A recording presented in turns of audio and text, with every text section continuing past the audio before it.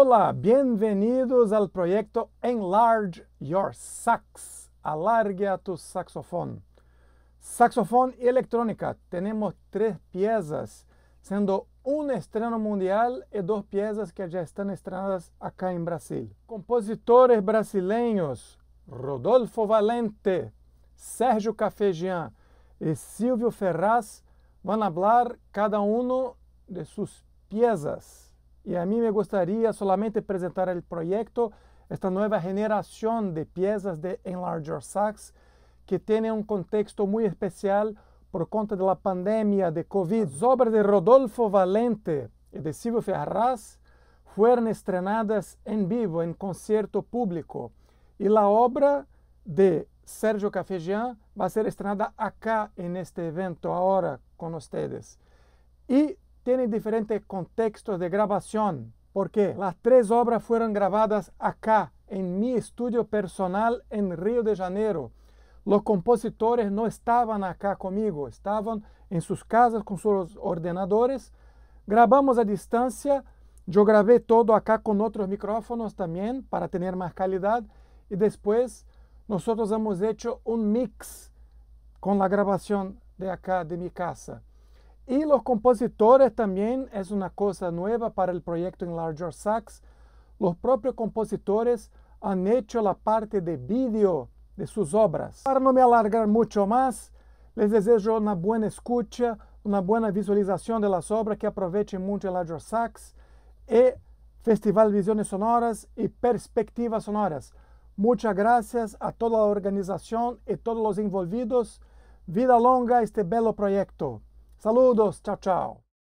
Hola a todas y a todos. Yo soy Rodolfo Valente y voy a decir algunas palabras sobre la obra que vamos a escuchar ahora. Era como si estuviésemos vivos. Era como si estuviéramos vivos.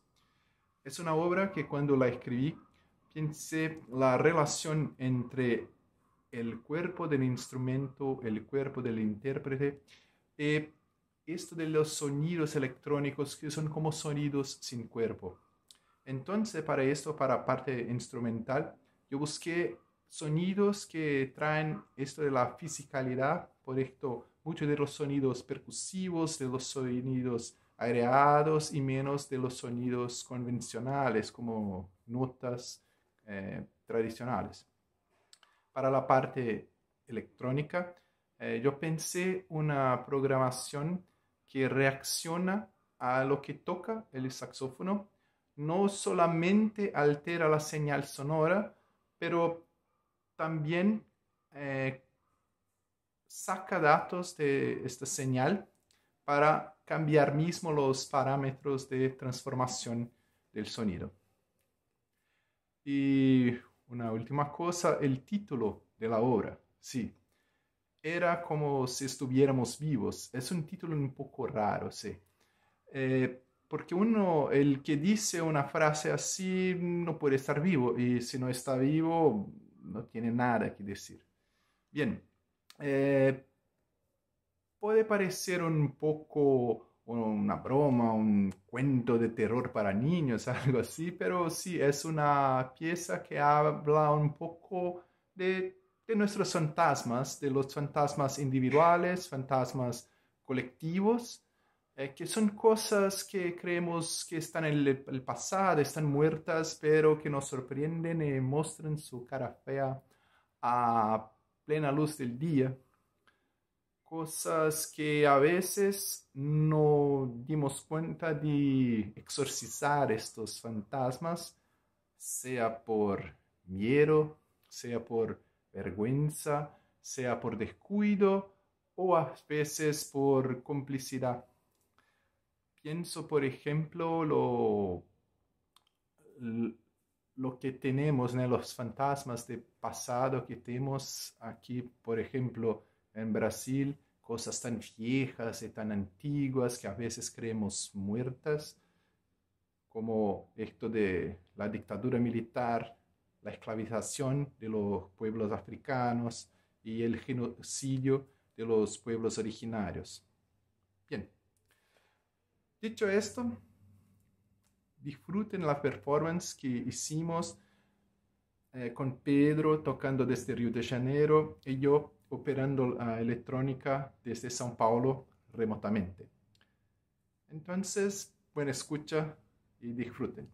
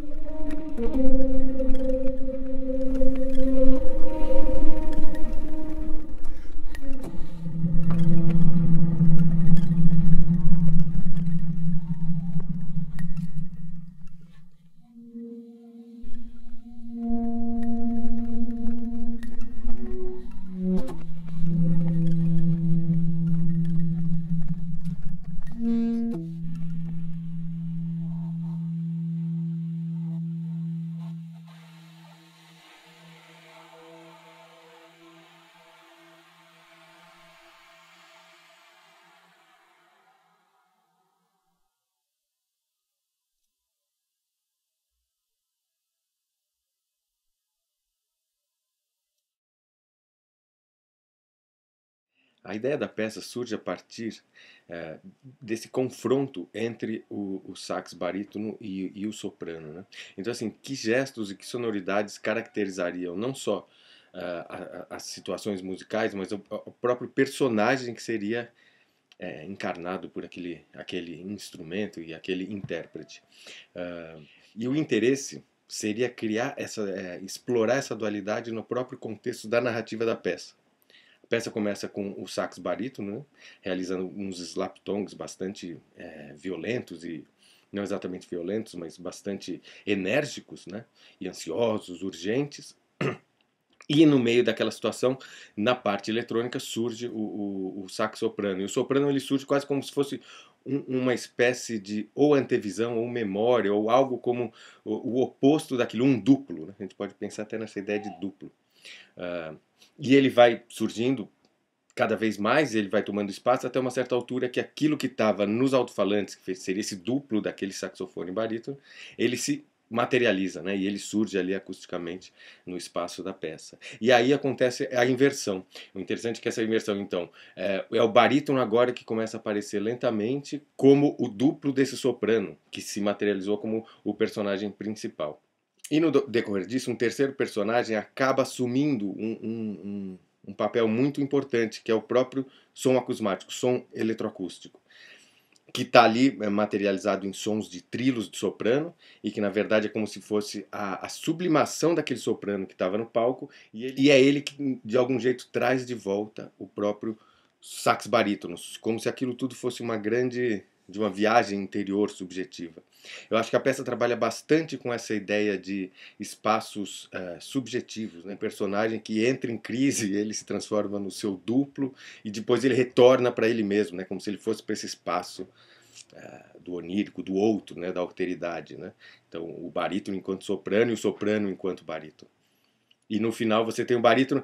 E uma coisa que foi interessante ao fazer o vídeo, que a gente também não pode deslocar essa experiência que a gente vai ter agora, da própria experiência do vídeo, né, dessa transmissão online, eu busquei fazer nos processamentos do vídeo um pouco uma narrativa que, na verdade, comentasse essa narrativa do duplo, a narrativa do outro, a narrativa dessas transformações.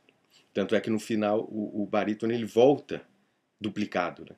Como se após ter passado por toda essa experiência, ele já não é mais aquele, né? Ele já é um duplo.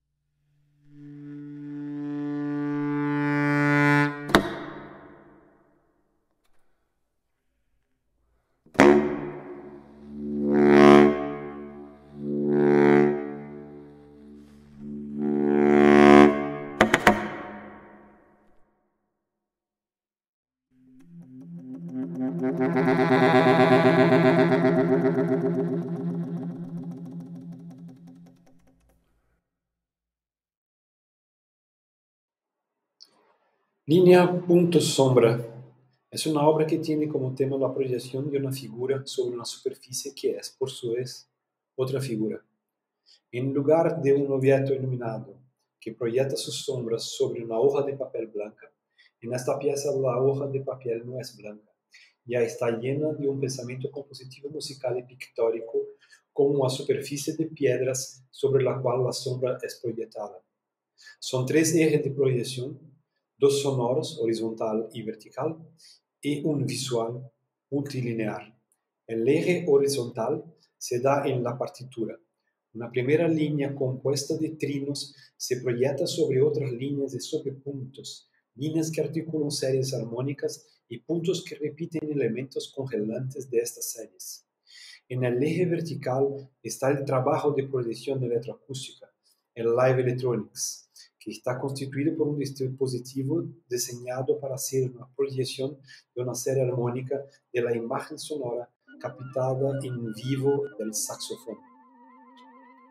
Para el dispositivo, un parche diseñado en Max MSP, utilicé un pitch shifting de mayor resolución, donde a partir del análisis de los datos espectrales de un sonido y separado cada parcial, se realiza la transposición fina manteniendo la relación entre los armónicos. La idea principal de la electrónica en vivo es que el dispositivo digital diseñado sea una composición autónoma que será activada por otra composición. Esta es realizada con un instrumento mecánico. En todo momento, la señal de entrada tocada por el saxofón es analizada por un rastreador de tono que define una fundamental. A partir de esta fundamental se calculan nuevas series, armónicas o inarmónicas, y se transpone la señal original sobre cada uno de los componentes de estas nuevas series. Otras operaciones están programadas para realizar una composición polifónica con su propia armonía que responderá a la señal de entrada de una composición monódica, en este caso para saxofón solista. Por último, el tercer eje de procesión de la pieza, la procesión visual. El dibujo que sigue a la pieza fue realizado en tiempo real, utilizando un software de dibujo libre asociado a un dispositivo preprogramado de transformación, multiplicación y retardo de imágenes. El modelo visual empleado es el de las líneas sueltas que se improvisaron como si fueran partituras simultáneas que discurren en profundidad y no sobre los ejes horizontal y vertical. La pieza fue compuesta para Pedro Bittencourt, que ya había trabajado en otra pieza mía, Pocas líneas llanas C, compuesta utilizando otro modo de transposición para dibujar sombras polifónicas. Además de Pocas líneas, otros trabajos que hice con Pedro fueron la base para la selección de gestos y objetos musicales que utilicé en Línea Punto Sombra. En este sentido, la colaboración entre compositor e instrumentista en este proyecto es fundamental, ya que definió incluso los objetos y gestos empleados.